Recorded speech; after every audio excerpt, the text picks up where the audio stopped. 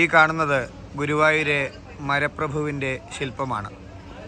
ഇതുമായി ബന്ധപ്പെട്ട ഒരു ഐതിഹ്യം പൂന്താനവും മേൽപ്പത്തൂർ നാരായണ ഭട്ടതിരിയുമായി ബന്ധപ്പെട്ടാണ് ഉണ്ടായിട്ടുള്ളത്. അത് ഇപ്രകാരമാണ്. ഒരു നാൾ പൂന്താനം ഗുരുവായൂരമ്പലത്തിൽ വെച്ച് വിഷ്ണു സഹസ്രനാമം ജപിക്കുകയായിരുന്നു. അപ്പോൾ പത്മനാഭോ മരപ്രഭു എന്ന് അദ്ദേഹം ഉച്ചരിക്കുകയുണ്ടായി.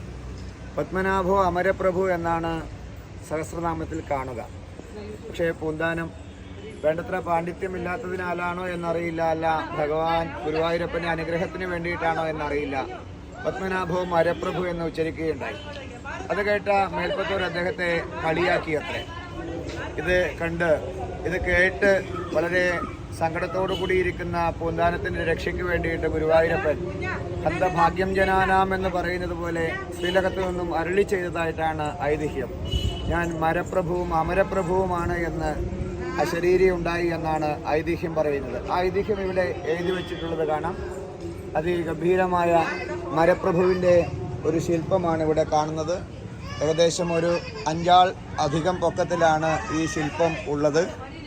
വളരെ മനോഹരമായൊരു ശില്പമാണ് ഇത്. ധാരാളം ചിത്രങ്ങളിലും ചിത്രകാരന്മാരുമൊക്കെ പകർത്തിയിട്ടുള്ള ശില്പം കൂടിയാണ്. ഐതിഹ്യം ഇവിടെ ആലേഖനം ചെയ്തിരിക്കുന്നു.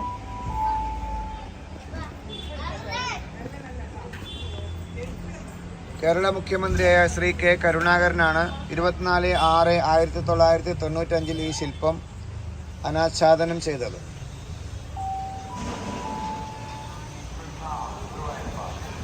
കൃഷ്ണ ഗുരുവായൂരപ്പ.